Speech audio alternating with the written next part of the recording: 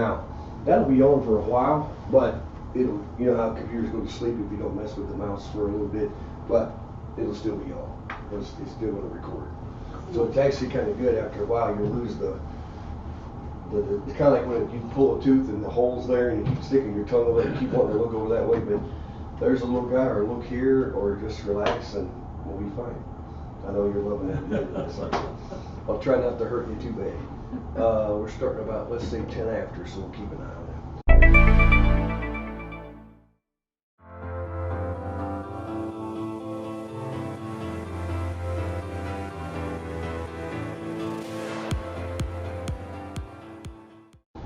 Hi again, everybody.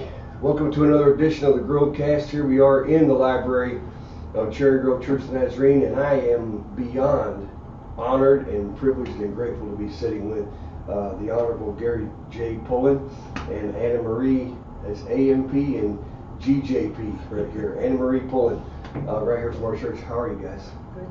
Good? Great. Great. Good and great, like Tony the Tiger, right? I have been privileged to be here for over 7 years. One of the first couples that I really got to know was these two right here, sitting in Gary's Sunday school class, and Anne Marie just making sure she kind of took over the role of caretaker for me for those few months I was alone, and did a fantastic job, still does in many different ways. But tell me a little bit about yourselves. How long have you lived here in Cadillac, and where you've been, what you've done, who you've seen, that kind of stuff. That's a real broad topic there, I know, but we were born and raised here. Right. And I probably started coming when I was to this church when I was 4 years old, because my parents got saved then. Okay. And they were charter members of the church. Gary came to church here. We knew each other, but didn't start dating till I was a senior. He was out of high school. So you're older than Anne Marie then? About 6 or 7 months. That doesn't count. Real bone of contention with us. He's older. He's older. Bottom line, don't tell me how much, right?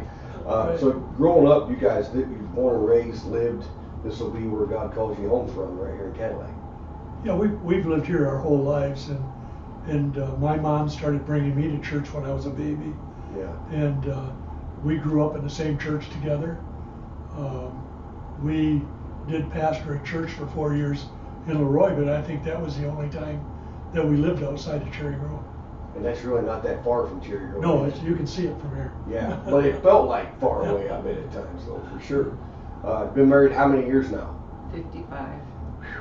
It's so great they named a road after him out here, 55. And that's, how many, tell me about your family. I mean, I already know it, but a lot of folks may not know your family, where they're all at, because you've got a great family. I know you're proud of your kids. We have 3 kids. Craig lives kind of next door to us, married to Angie, and they have Tyler and Kelly. And now Tyler's married to Taylor, and they have Silas, so I have a great-grandson there. Chris and Julie Bott. Julie is our middle daughter, and they live in Kingsley after living in Illinois and North Dakota. They have 3 kids. Elizabeth's married to Tyler, and they have a son, Grayson, our second great-grandson. And Cassie. Elizabeth and Tyler live in Kalkaska. Cassie lives in Kansas City, and Logan lives at home.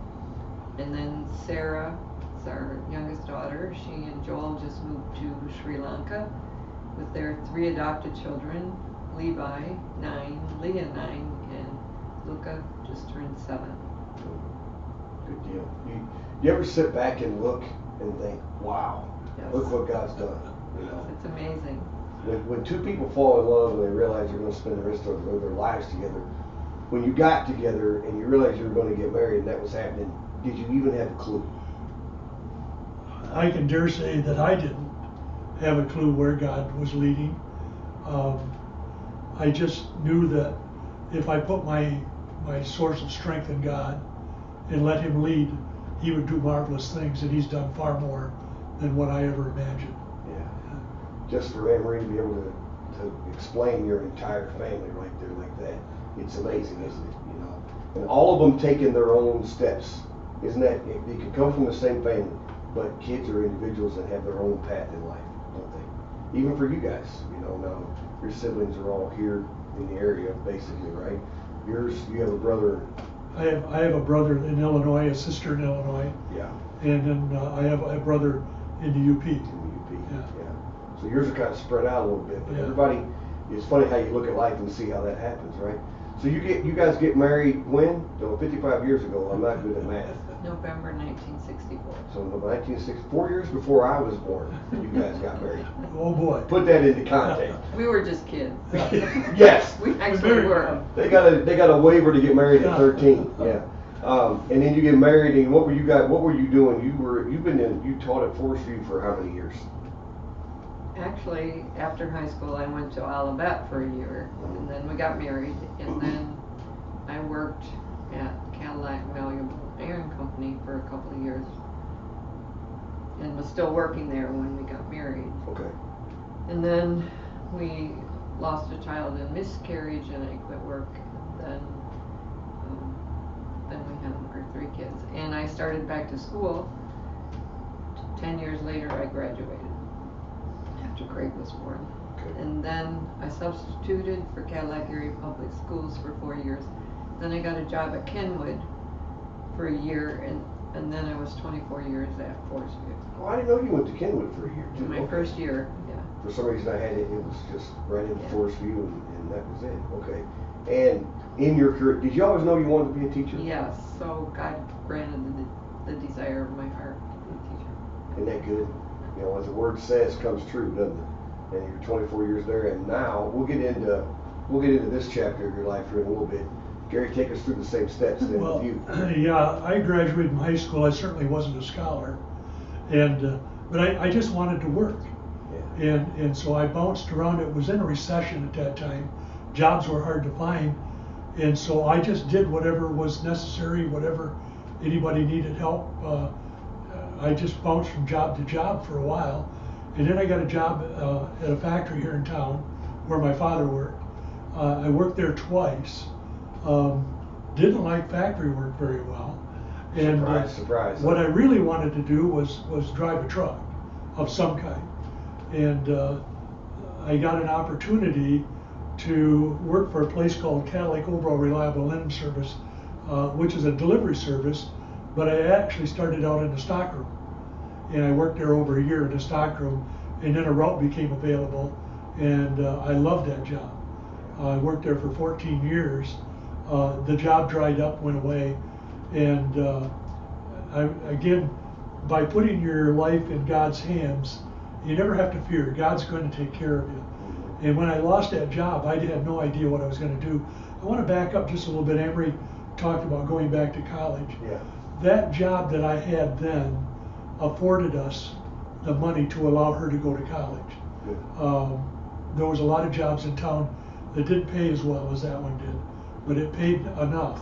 It wasn't like we had plenty, but we had enough Yeah. to get her through college, and I knew she wanted to be a teacher so bad, and so I was all in favor of whatever it took to get that done, and we kind of put that in God's hands, and God took care of it. And then I moved from that job.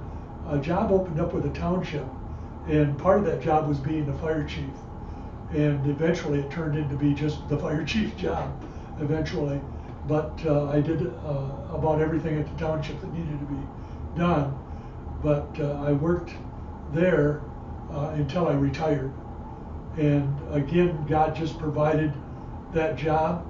And I guess one of the things I'd like to say before the podcast is over is that it's a situation where if you put your hands in God's will, He will use you anywhere. Sure thing. And when I drove truck and I enjoyed that job, I was able to, I would hope, be a good Christian influence in that job. And I think that there was an opportunity to reach out to people that no one else could reach at that point. And the same thing with the fire chief's business. I rubbed shoulders with people that might otherwise had a chance to see a Christian in that avenue or in that venue. Yeah. And so I just let God lead. I just let Him do what He wanted to do in my life, and just kept moving forward. And it was a great run as fire chief, enjoyed every minute of it. And when it comes to retirement, I suppose we'll get there too, but Yeah. when it came to time to retire, everything fell into place. That was financially available. It was time for me to go at the fire department and new blood in. God just works it all together and makes it all work for you. We just continually are amazed that God knows what He's doing. I'm not trying to sound like smart aleck, but we know He does. And then when you see it, you said it very well. He gave you the desires of your heart. I don't know very many people that grow up saying this is what I want to be, and they get to do it. And God, not without setback or some heartache, but it happens. When you look at your lives, and in that, we just went through your lives in about 5 minutes, right? It's a fast deal. In between times there, when did God's call on your heart, and you thought it was preaching and pastoring, it's still preaching and teaching, but pastoring part, when did that fall into place, and take us down that road? That's kind of a long story, but I guess we got time. I'll tell it. We got nothing but time, and I can make another cup of coffee if you want. Yeah. I guess I was probably around 10 or 11 years old, I would guess. We had an evangelist come to the church, and I had gone to the altar that morning or that afternoon or whenever it was. And after the altar call, this pastor stood up and turned me around to the audience, and he said, "Someday this young man's going to be a pastor." Well, the truth of the matter is I really hadn't thought about it much. I really didn't feel that call at 10 or 11 years old, but I thought, if he thought that and God told him that, it must be something to it, So in the back of your mind as you're growing, as you become a teenager, as you go along with life, you kind of have that thing in the back of your mind where you think, well, maybe that's what God wants me to be, but I still, again, wasn't feeling it. It just wasn't there. But it still was in my mind because this gentleman had said, someday he's going to be a pastor. So I just kind of put the whole thing on a back burner. Like I say, I was going in between jobs. And then when I nailed down a regular job where I was working every day, that sort of thing, it was still there, kind of there, But it came to a point where one day the district superintendent called me. And he said, we have a church that's open in Leroy, Michigan. And he said, I wondered if, I heard that you have thought about the pastorate, and he said, I just wondered if you would take that church, at least temporarily, for a while. Well, of course, I thought, well, this must be the open door. Yeah. This must be what God wants me to do. I still had my regular job I was going to. And so I thought it over, and again, I really didn't feel the call. But I thought, I've got to go through this open door because of what that pastor said many years ago. So I walked through that door, and Anne-Marie and I moved to Leroy. Beautiful people, nice little country church, and spent some time there. But the longer I was there, the more I was convinced that something wasn't right. Yeah. And I prayed about it and tried to deal with it. And I was taking the course of study and trying to prepare myself for the pastorate. But about 4 years into it, I just knew. Now, did it take all 4 years? It was, I probably knew in 2 years. Okay. And stuck around for another 2 years trying to make it work. Yeah. And the story that I need to tell is that finally I had to get honest with God. It's kind of hard when not only this pastor said you will probably be a preacher someday, but your whole community and your church community thinks you should be too. And so the reason I hung on probably for another 2 years is I didn't want to disappoint people. Sure. And so one evening I went over to the church by myself. It was dark. And I knelt down at the altar and I just poured my heart out to God. And I said, God, this isn't working. I don't know what you want me to do. I don't know which way to go, but I need to do something because quite frankly, it was driving me nuts. Somebody come in, turn a light switch on, and I jump. Sure. It was really getting to me. And it was clear during that prayer, God just seemed to speak to me, and I've never heard him in an audible voice, but this was clear. And what he said to me, he said, if you was king for a day, and you could be anything you wanted to be, what would it be? And that was clear. And I thought about it for a minute, and I said, God, I would just like to be a great layman in a church somewhere. And he said, why don't you go do that? It's just basically what it was. Yeah. And I knew right then, the burden just lifted. I knew immediately what I had to do. And it did disappoint some people. And I'm not sure even if Anne Marie bought into it completely. But I knew that it was time to move on.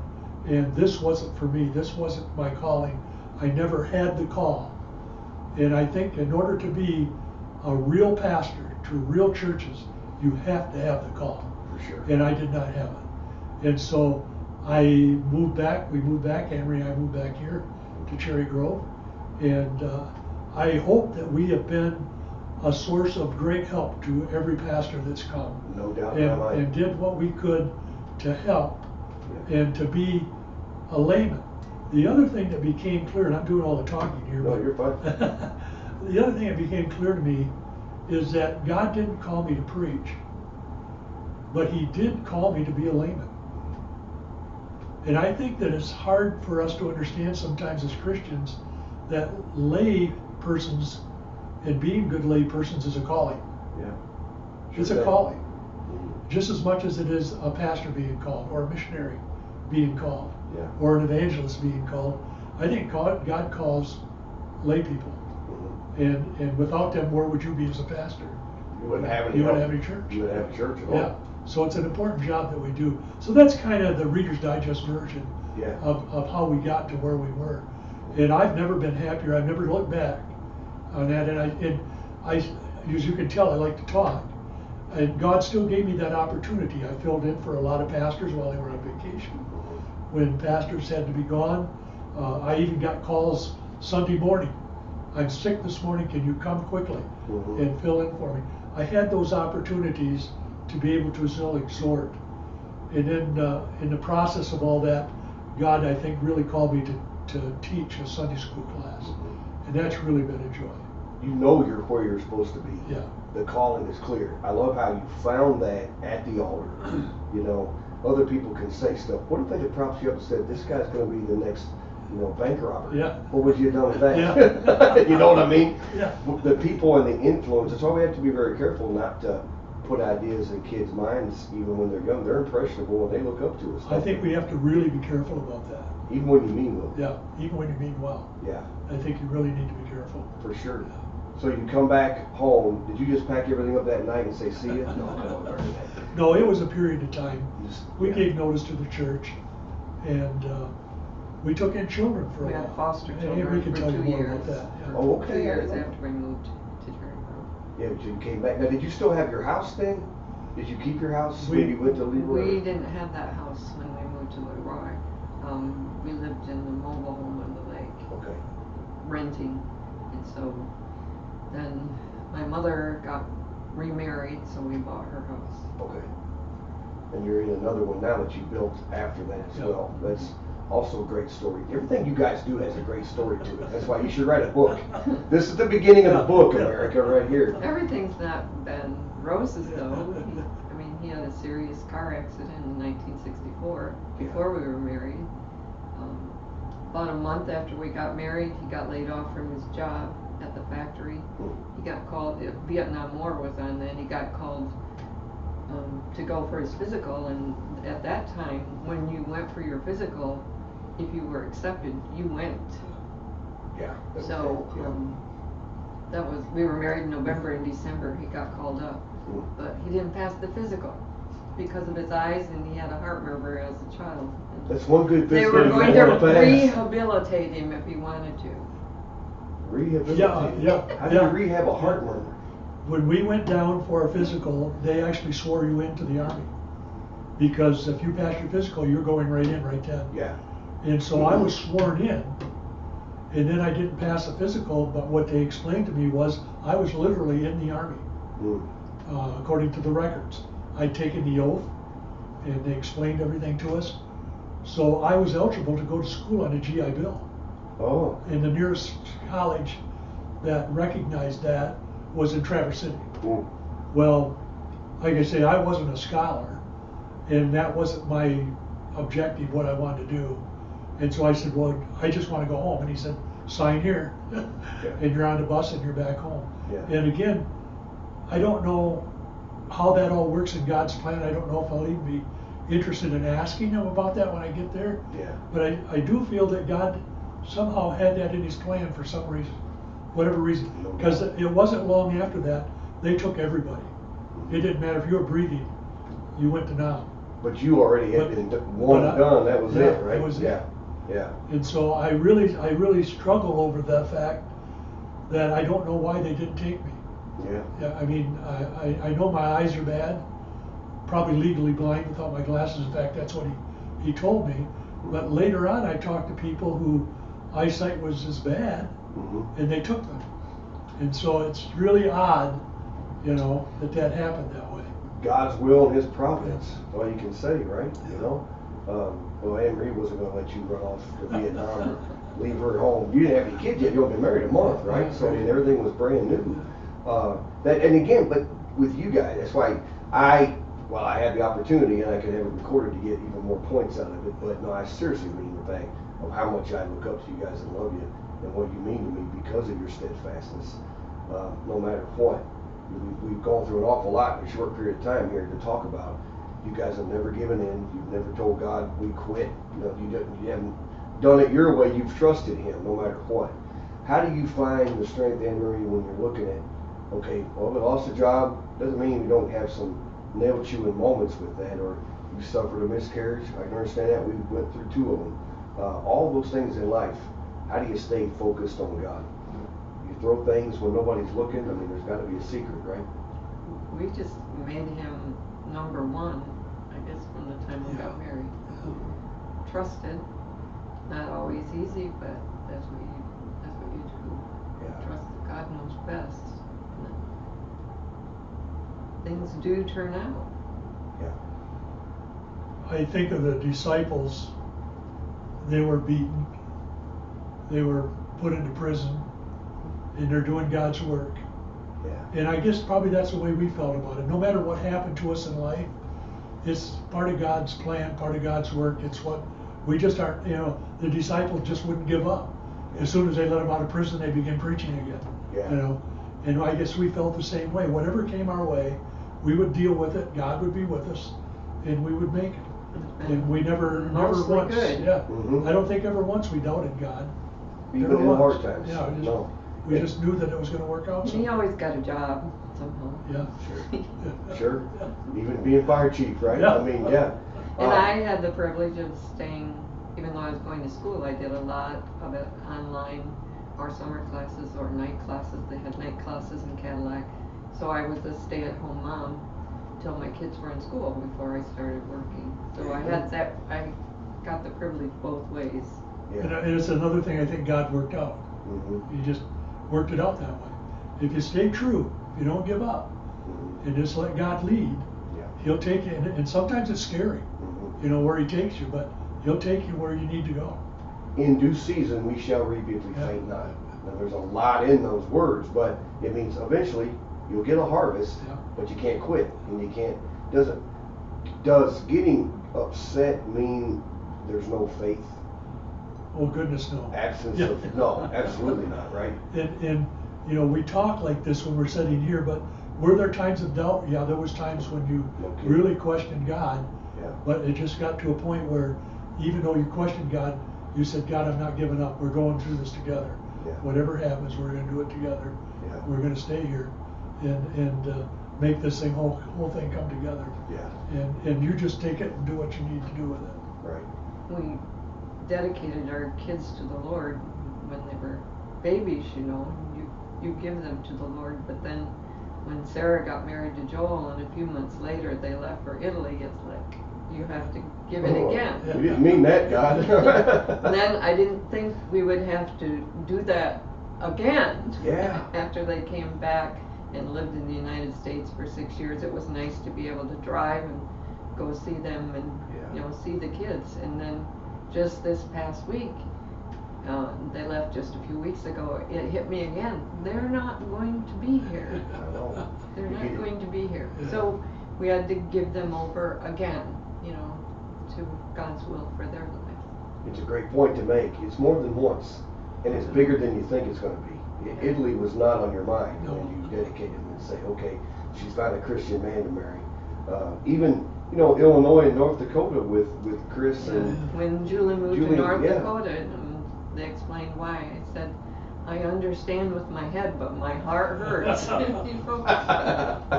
Well, here's what I want everybody to know that don't know this.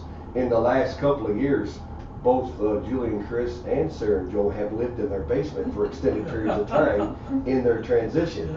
So again, you never know what's going to happen. Right. You cannot today burn a house down because you had a bad day. You've got to press on. And God always rewards us for that, doesn't he? And I think again, God stepped in and made things happen sometimes that you just wonder about. We had the opportunity to build this house and move over on the property that my folks had owned for, 5 generations. Okay. And when we built the house, we had never dreamed, or we never thought about the fact that some of the kids were temporarily going to have to come back and live with us. No. While they were in transition of jobs and things. And yet we set the house up without even thinking about it in such a way that they could come back. Our basement's finished to a point where they could stay downstairs and enjoy themselves down there and that sort of thing. And I give God the glory for that, because it never entered our hearts that this is what we'll do this in case the kids come back. That never entered our mind when we started into it. Sure. But as it turned out, we had the ability to help them in that endeavor as they, like I say, they're in transition between jobs. They had some place that they could go in between.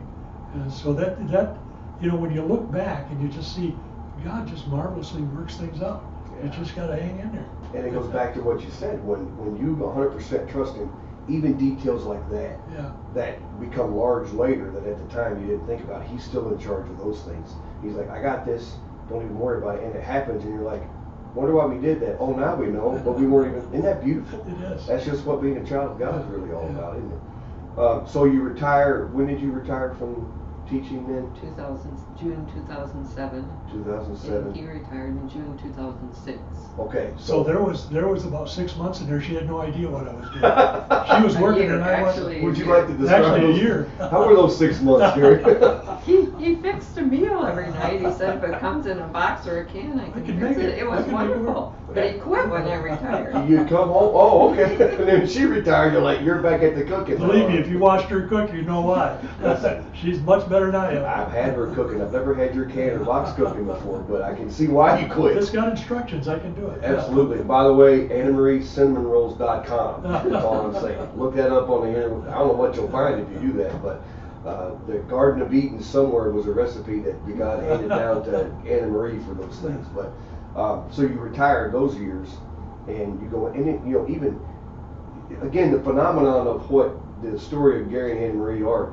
Things just evolve, and you go into these reinventions of yourselves without this plan. I don't envision a wall in your house where there's a flow chart that says, and in 06 and 07 we become into here, and after this happens, things just kind of organically happen. Exactly. Now you volunteer for some things. I don't know if you volunteer for anything, do you? You golf. He's the professional meeting goer. You are on more boards than anybody I ever know. Yeah, you're on the sewer board, right, for Cadillac? Yeah, I'm on the township board. Yeah. And that spun off into the sewer authority around the lake. Real They put stinky me, board. yeah, they put me on that beautiful committee. And We can edit that out if you need us to. and I work for Love Inc. On their board and drive truck for them part-time to go get stuff. And I've got a few irons in the fire. And I do find time to golf. I mean, that's important. You got to get out there. And there's, even at that, you've got witnessing and evangelizing going on. And also, let me tell you, to go back to what you're talking about, and I'm gonna flower you up in a minute too, but being a teacher, you have that gift, no doubt. Being a speaker, being a preacher, preaching the word, you have that gift, no doubt. And the layman part, when you said be a good layman, I just had this idea not long ago, and it popped in my head again today. We're always looking for training for pastors because we always need it. We got to be encouraged and brought back up to a level, and learning and all that never ends.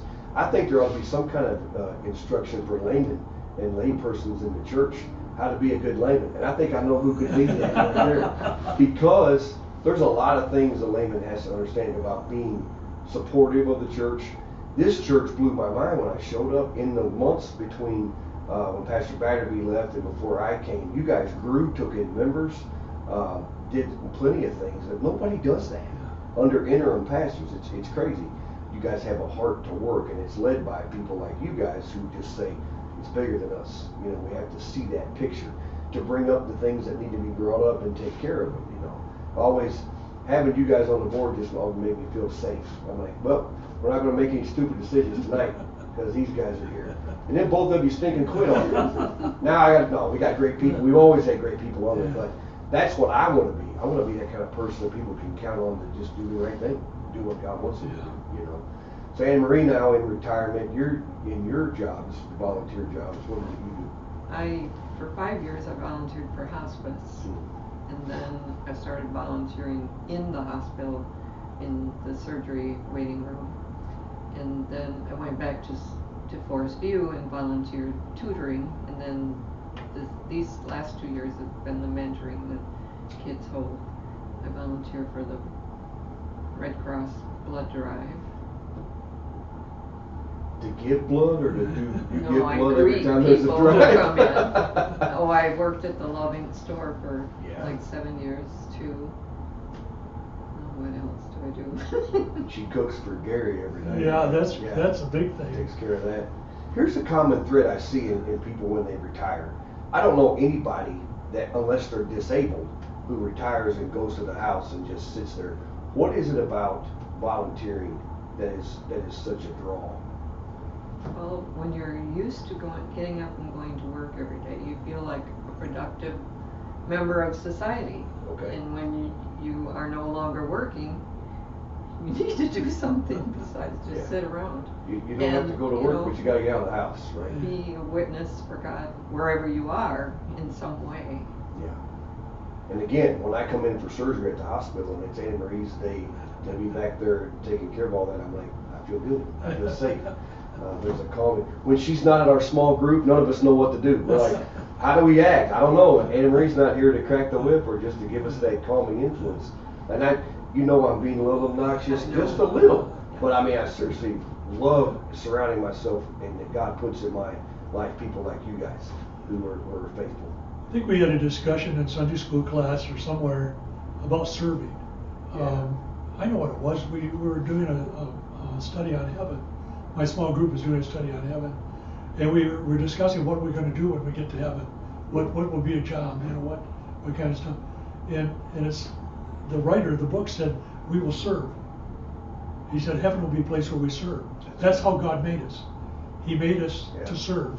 Yeah. And when we get to heaven, we'll serve in some capacity. So I think with all the volunteering and jobs and things that we're doing in retirement, we're serving. We want to serve. And that's just kind of built into a human being, I think. You want to serve people, you want to help people. I don't think we feel that feeling we're supposed to unless we serve in some capacity. And it happens in small pieces with some people, and others they fill their lives up with it, right? But I think until we get to that point and we do that, we're not going to really feel fulfilled. Obviously, we need Christ in our lives, but that next step is just automatically serving. We saw that here Sunday with the ministry fair, didn't we? People anxiously looking to see, well, where can I help? Well, that just rocks your world to see that, you know. And that's why we have a good church, and it's built with people like with you guys. I can remember, get the Kleenex ready, America. I can remember, I came in December of 2012, and I hadn't been here a long time. So, you know, during that time, my family wasn't with me for a while until we could sell our house. Actually, it was a couple years before my wife could get here, but my kids came the next fall for school. In that period of time, here I am. And it helped me because I got to know everybody in a deeper way because I didn't have, it was just me and God and the church in this place, and I loved it. I think it's what helped us get acclimated at a faster pace. You guys, though, going to your small groups on Sunday night, we went to the Christmas concert at the school that December. It was the first Sunday I was alone. Doug and Dawn Clark, I rode with them from my house over to the school. I had a lump in my throat this wide missing my family. And I kept thinking, God just kept reminding me, but this is going to become your family. And I'm trying to get you used to them. That's why he's told me already. That's why it took so long with the house. That's why, so I could become connected with you guys faster. And I cried a lot, missing them. But there were days. One day, you and Marlon said, Marlon Green, hey, tomorrow morning meet us over at Helston's for breakfast. Now they didn't buy my breakfast, but I still went anyway, right? And we had to, it was like, hey, Anne Marie would look at me, hey, you doing okay? And she'd give me a hug. You would talk to me. We'd go for coffee. We went to Chico's at one time for lunch. You know, just me and you. You're people I can confide in, and a pastor needs that. A pastor needs that. And so you're doing exactly what you told God you would do. Yeah. And I'm the beneficiary of it. So from my side of it, thank you for sure. Now you're at this window of life. You don't know if you got any more of your kids. I don't think Craig's going to live in your basement, but it could happen. What do you see happening? I mean, and I know we don't know, but what would you like God to do with you from now until He calls us home for you guys? Ooh, that's a big question. It is, isn't it? Yeah. Well, we're answering big questions today. I don't know if it's any specific thing. Again, we've always led our lives, let God lead, and just let Him show us what He wants for us in the remainder of our life. We want to continue to do good stuff, and be like Paul when we get there. Yeah. Well done, thou good, faithful servant. And we just want to serve Jesus wherever He leads, whatever happens in our life from here on out. We just want it to be God's leading in whatever He wants. We learned as kids to tithe, and so that's always been a part of our life. And so God has blessed us to be able to give back to Him and to others. And I wish everyone knew the blessing of tithing. Yeah, that's been an integral part of our life. Like I said, we started out life saying, Lord, just lead us wherever you want us to go. We're willing to do whatever. But the second part of that is that monetary thing. Yeah. If you bless us monetarily, we plan on giving you back plenty. Yeah. More than tithe. Yeah. And we didn't do it with the thought in mind that God would bless us. We did it because that's what you're supposed to do. Amen. And God did bless us. Amen. God did bless us. It's that perspective. And if people only understood what a blessing it is to be able to give monetarily, and let God take it from there, their lives would be so much better. Because He gives you back way more than what you give you. It doesn't come back. If you give a tenth, you get a tenth back. That's not how it works. No. God gives you back more. Yeah. And it's just amazing. Yeah.